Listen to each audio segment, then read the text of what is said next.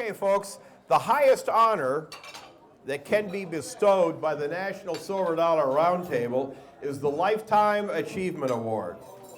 It is presented by the board in recognition of those individuals who have championed the cause of coin collecting and silver dollar collecting for many, many years, and who've gone above and beyond the call of duty in serving the numismatic community. The very first winner in 1989 was the legendary former president of the National Silver Dollar Roundtable, the one and only Leon Hendrickson.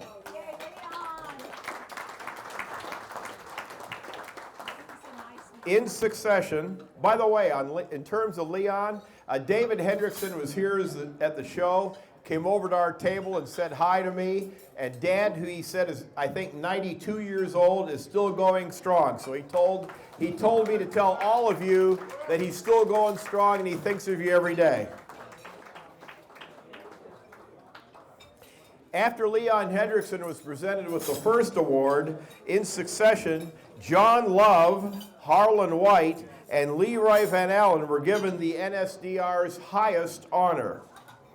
In 1993, the Lifetime Achievement Award was presented to Wayne Miller, a man who, although small in stature, is a true giant in the history of the silver dollar market. His Morgan and Peace Dollar textbook is still considered perhaps the best silver dollar book, or certainly one of the best ever written. In fact, it was Wayne Miller who urged me to become a board member on the NSDR's very first board of directors. I thank you, Wayne Miller.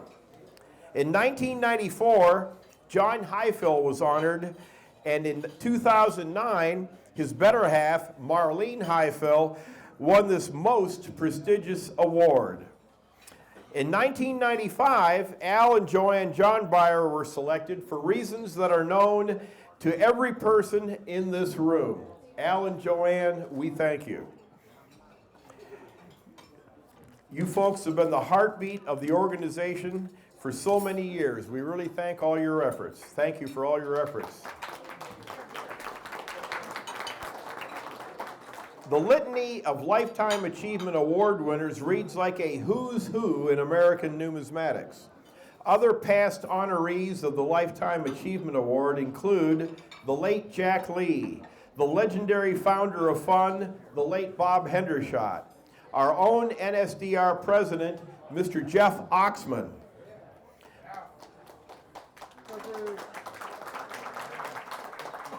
the founder of Numismatic News, Chet Krause, our own king of Carson City, Selby Unger, former ANA presidents Anthony Swiatek and John Wilson, longtime editor of the NSDR Journal, Mr. Mike Ferrone, and the legendary Bill Fiva. Yes, I know he is. And let us not forget two very important people here tonight, people we all love, John and Sandy Gould.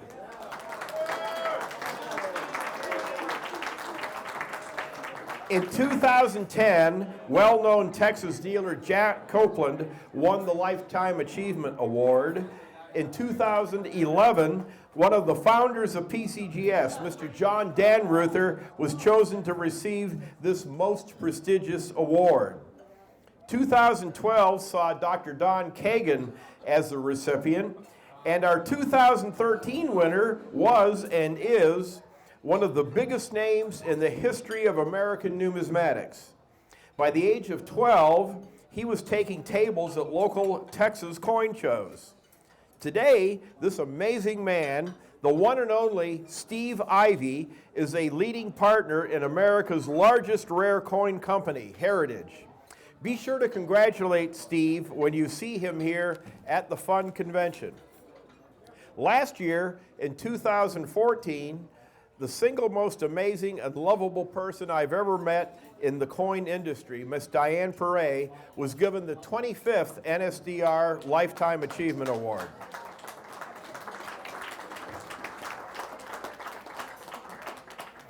Her efforts to fight unfair regulations and unfair taxation on coins is the stuff of legends.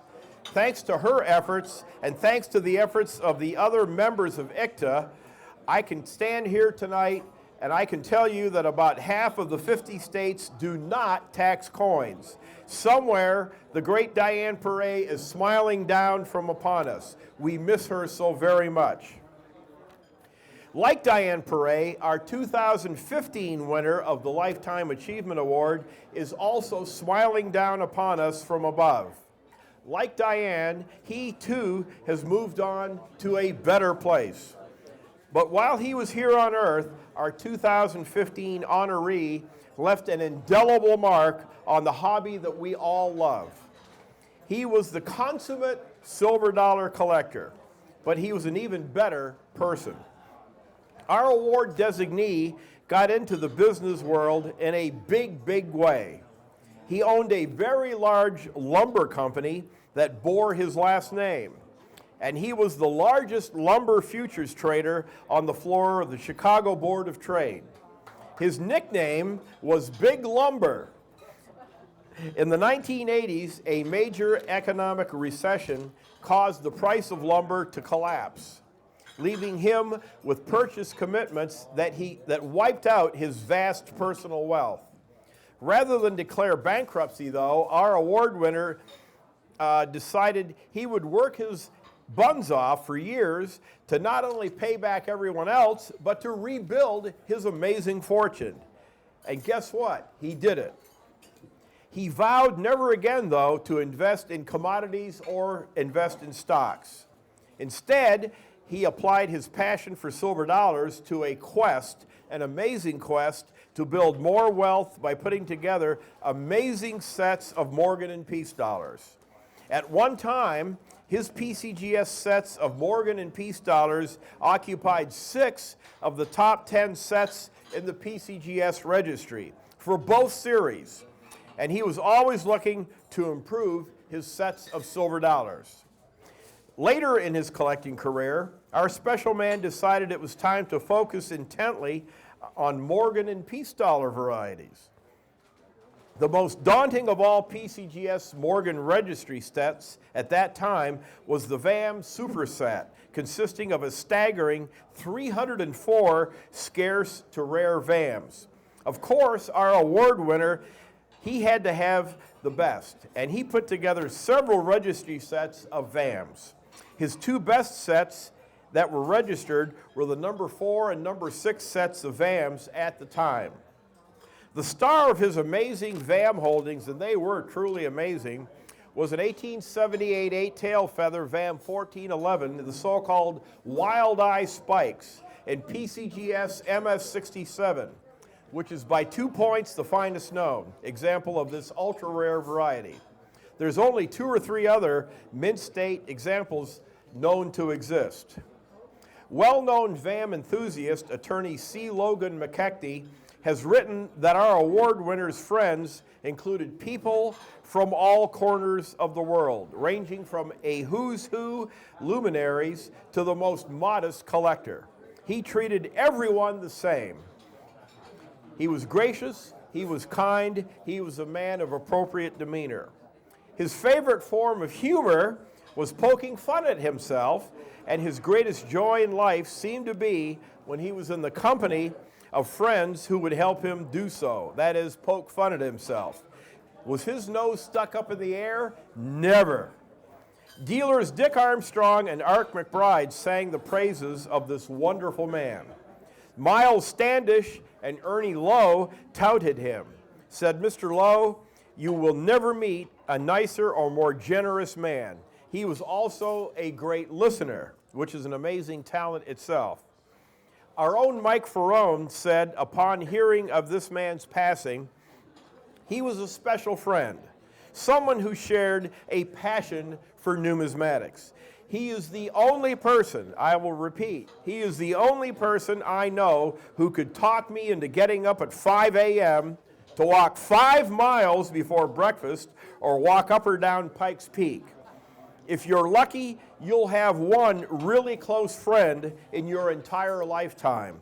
Lloyd was that friend to me. By now, many of you have figured out that Lloyd is none other than that wonderful gentleman, Mr. Lloyd Gabbert, a man many of us knew in real life.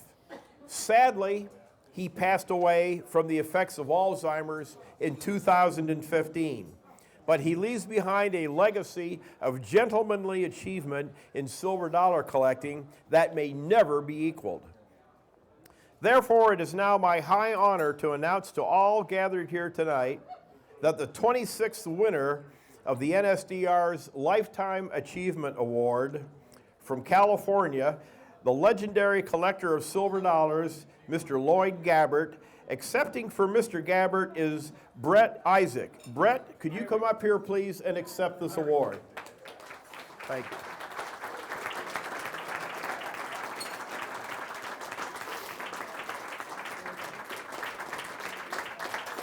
Would you like to say a few words, Brett? There you go. Thank you. I'd like to say a few words on behalf of my friend, Lloyd Gabbert, who I met at the ANA Summer Seminar as a roommate in 2002. And we roommated together for a total of 8 different ANA Summer Seminars. I recognized the morning hikes. I was one of the 3 or 4 people he could convince to get up at 5 o'clock in the morning, do a 2-hour constitutional before breakfast. And we hiked the bar trail to the top of Pikes Peak twice together, discussing everything we loved about the hobby. And that's a half mile, or not a half mile, but a half marathon hike uphill, 13 miles. They actually run a marathon up and down that every year, which is called World Class. We were called the 2 oldest people on the mountain 10 years ago. Lloyd had the hardest work ethic I have ever seen, and inspired me in my career at Ford Motor Company. And his lumber business in Sacramento that he used as his retirement after being on the Chicago Board of Trade, Lloyd would even drive the forklifts to load his flatbed trucks when things were really busy. And a couple of times when I called him, he said, call me back 15 minutes from now, I got finished loading a truck. And this is while he was doing all these man sets. And I remember the ice bikes night when we found the coins. I don't know if we found the Mint State 67, but I remember spending one evening in Colorado Springs with a beautiful view of Pikes Peak, searching through thousands of coins, and we found 6 of them. One of those coins is probably in that slab. I also remember his love of hiking in the Great West. He had a condominium on Lake Tahoe, not too far east of the state line. And I spent a couple days up there hiking with him. We did 32 miles on the Lake Tahoe Rim Trail. And he was a great supporter of that initiative also. Lloyd, I miss you, a good friend and mentor. And to all of you that supported his efforts to raise the VAMs to a great level in the hobby, including the PCGS recognition in 2005, that this is a significant enough area of the hobby that they would accept those submissions and attribute them with Mike Farrow's support. My thanks. Allison family, God rest, he's in a better place. Thank you.